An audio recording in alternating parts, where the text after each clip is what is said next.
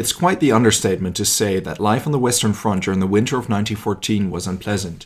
Both the British, French, and Germans by this point dug in their trenches, rendering the war more or less a stalemate.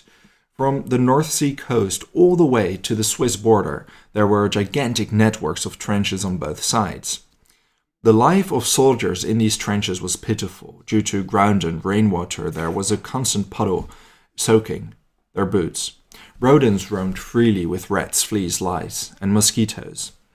Add to this entire experience the continuous artillery barrage, shelling, and the firing of machine guns.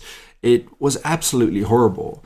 Once they left their trenches, they'd be easy pickings for the hostile machine gun fire.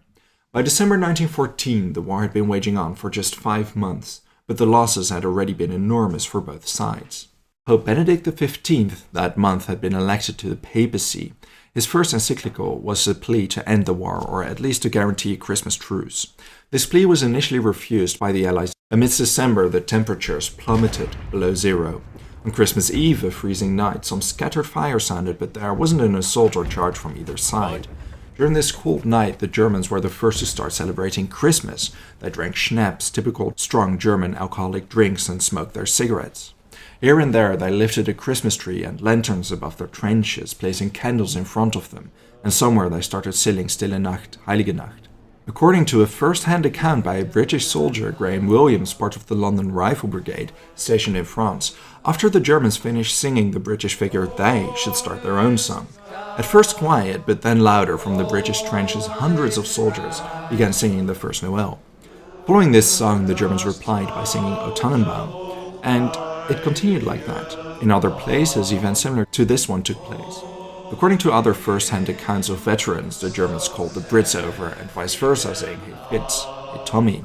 Those were the generic names soldiers gave each other back then. A few daredevils climbed out of their trenches and met with their counterparts in the middle of no man's land. They returned to their trenches at night in what was the beginning of a very curious truce. The next morning, on Christmas Day, on both sides, soldiers left their trenches. Soldiers waved at each other, and some entered the no man's land again to shake hands and greet their adversaries. They exchanged cigarettes, canned food, and newspapers. There are accounts that soldiers even played games with each other, such as football matches and cards. They shared their food and played music together. Aside from the fun and games, soldiers and officers used the truce to collect their dead from no man's land and give them a proper burial. It is estimated that around 2/3 of the Western Front respected the Christmas truce. In most places it lasted until the days after Christmas, but there are accounts of places where the peace lasted until New Year's Day or even further into January. Obviously, army command opposed the truce vehemently. It negatively impacted discipline and morale among the soldiers, yet it seemed that the official ordinances by higher-ups didn't help in subduing the Christmas spirit. Finally, when the frost subsided and the snow made place for rain, the atmosphere returned to a warlike setting. It was agreed between German and Allied commanders that they would give each other a sign once the truce ended, so that the war could be continued in a fair manner.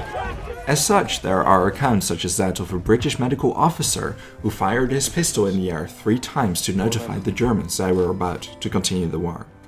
After Christmas 1914, the First World War lasted for a little under 4 more years.